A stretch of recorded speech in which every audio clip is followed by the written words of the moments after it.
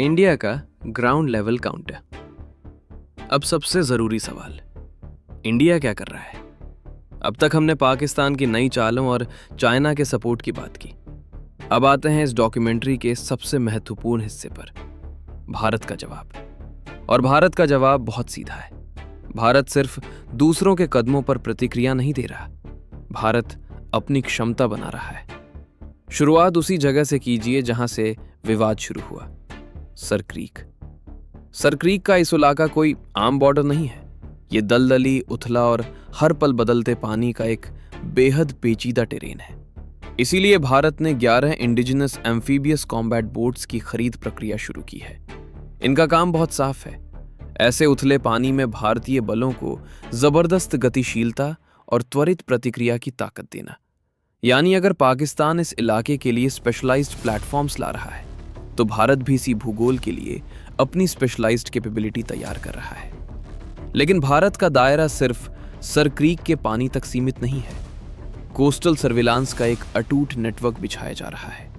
Army, navy, air force, coast guard और BSF, जो पहले अलग अलग साइलों में काम करते थे, अब उनके बीच का कोऑर्डिनेशन पूरी तरह इंटीग्रेटेड बनाया जा चुका है।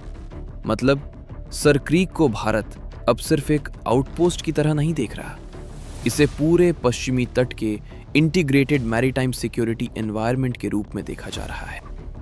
अब सर क्रीक से थोड़ा बाहर निकलते हैं, क्योंकि पाकिस्तान की नई सबमरीन्स का जवाब सिर्फ तटीय बोट्स, कोस्टल बोट से नहीं दिया जा सकता। इसके लिए चाहिए पूरी सब surface hunting and anti submarine capability. और आज भारत के पास इस अंडर वाटर थ्रेट को न्यूट्रलाइज करने का एक मल्टी लेयर्ड इकोसिस्टम है।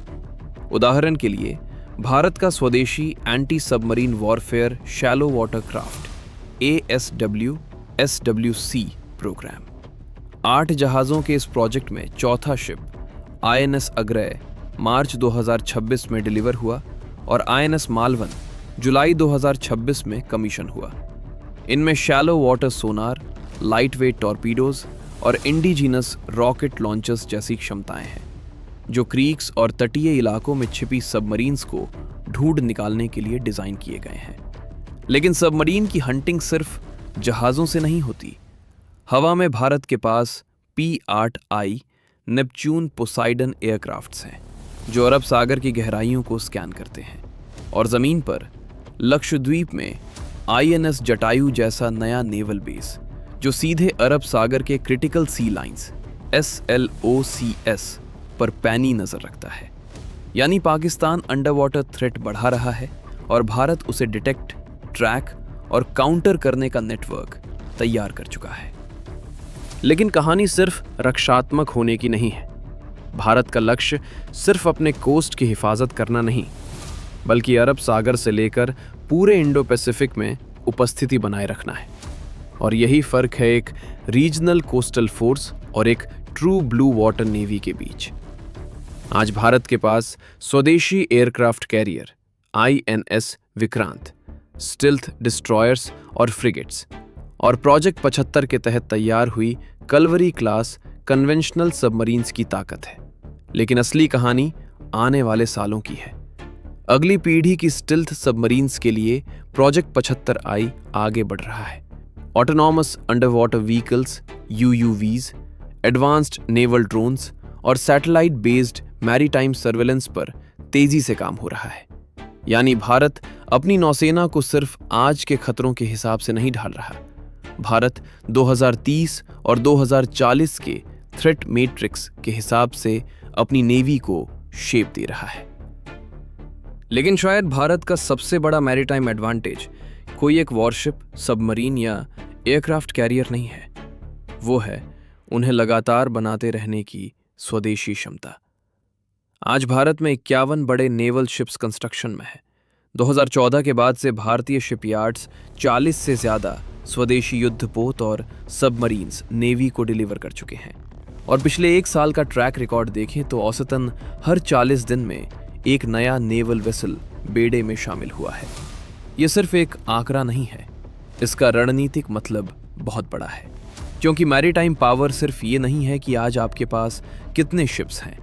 असली सवाल ये है कि युद्ध या संकट की स्थिति में आप कितनी तेजी से अपनी क्षमता को बढ़ा सकते हैं। आईएनएस विक्रांत इसका सबसे बड़ा सबूत है, जिसमें 76% से ज्यादा स्वदेशी कंपोनेंट्स हैं। यानी चाइना पाकिस्तान को सबमरीन दे सकता है, पाकिस्तान उनमें से 4 खुद असेंबल करने की कोशिश कर सकता है, लेकिन इंडिया अपनी पूरी नेवल इंडस्ट्रियल इकोसिस्टम को आत्मनिर्भर बना रहा है। अब वापस उस नक्शे पर आइए जहां से हमने शुरुआत की थी। Sir Creek, Kutch, Karachi, Gwadar, Arabian sea. लेकिन ये अरब सागर आगे जाकर सीधे इंडियन ओशन से जुड़ता है। और इंडियन ओशन आज सिर्फ व्यापार का रास्ता नहीं है, ये ग्लोबल पावर कंपटीशन का सबसे बड़ा अखाड़ा बन चुका है।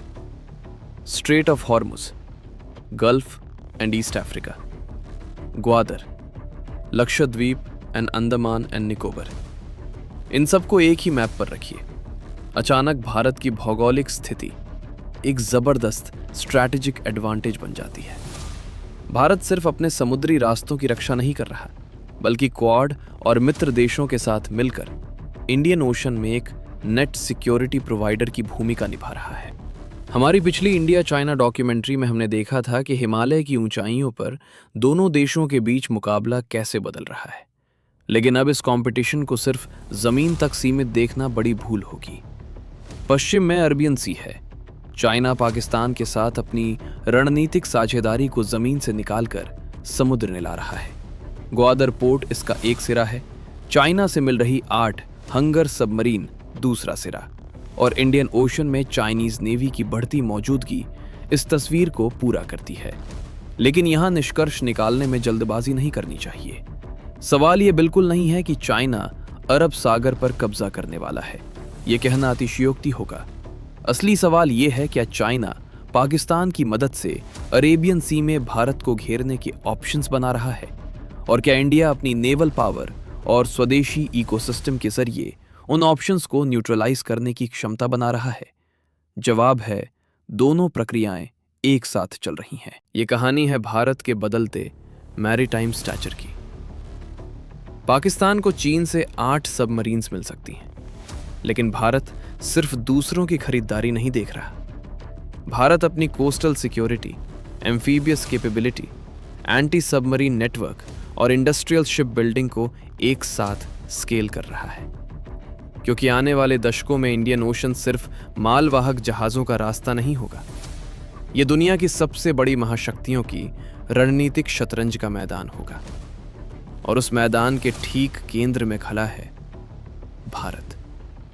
चुनौतियां जरूर बढ़ रही हैं, लेकिन उनका मुकाबला करने की भारत की क्षमता उससे कहीं ज्यादा तेजी से बदल रही है।